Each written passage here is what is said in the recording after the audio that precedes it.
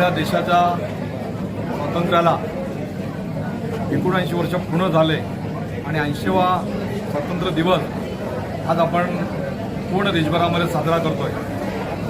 आणि आज KM अग्रवाल कॉलेजच्या मापगाव ब्रँचमध्ये झेंडावंदन संपन्न होत असताना अग्रवाल कॉलेजचे मुलांमध्ये NCCच्या कमांडोंमध्ये जो जोश बघितला, सेम जोश आपल्या जवानांमध्ये जे देशाच्या सुरक्षेमध्ये असतात तशाच प्रकारचा जोश आज KM अग्रवाल कॉलेजच्या मुलांमध्ये मला बघायला मिळाला।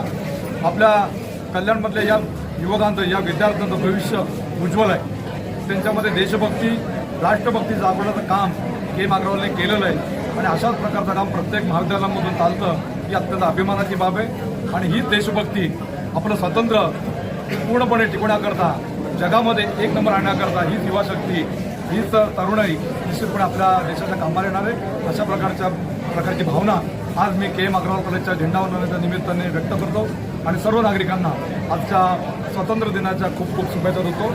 जय हिंद, जय महाराष्ट्र।